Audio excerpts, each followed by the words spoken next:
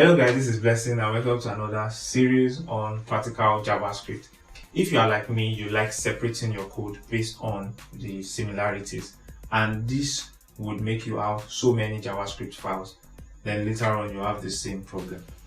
But there is a way that you can do it, that you pack all this into a particular file and you just link it here while still maintaining the separation of concern that you have.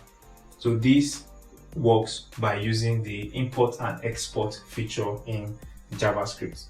Now currently I have a page that I set up. This page has a timer that counts. There's a file that's responsible for that. Then it also has an event for the load more. When you click on the load more, it shows more text. When you click on that same button, it removes the text. Same thing with the load more here. So it's just a simple page that I set up for this.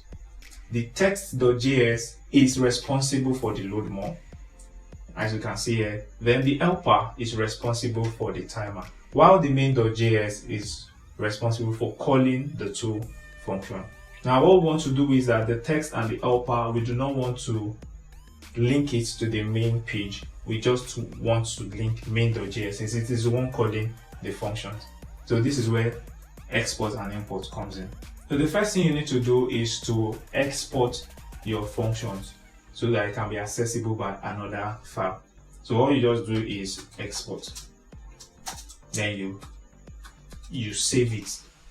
Control S. Since you don't want the helper to be linked, you also export the function here and you save it.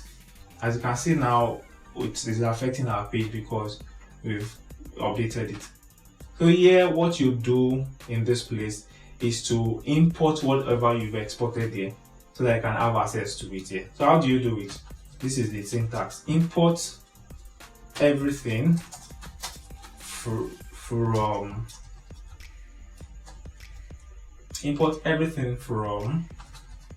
you go to the file helper.js. Then we also want to do the same thing for the text.js. But the thing is that you need to put whatever you've imported into a particular namespace. So we'll have our helper namespace here and we'll have our text namespace here. We'll use as here and as here.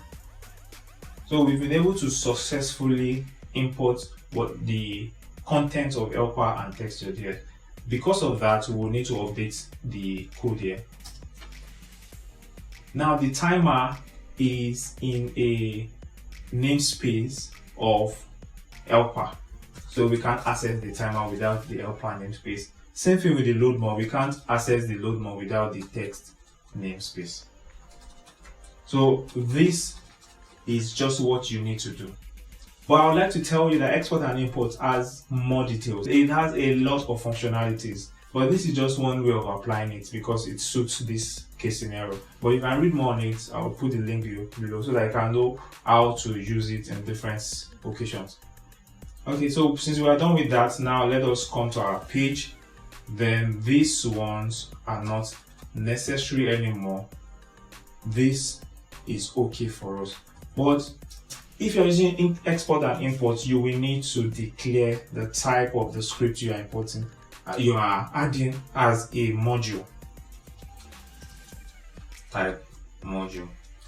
And now let us test if what we just did not affect the functionality of our page.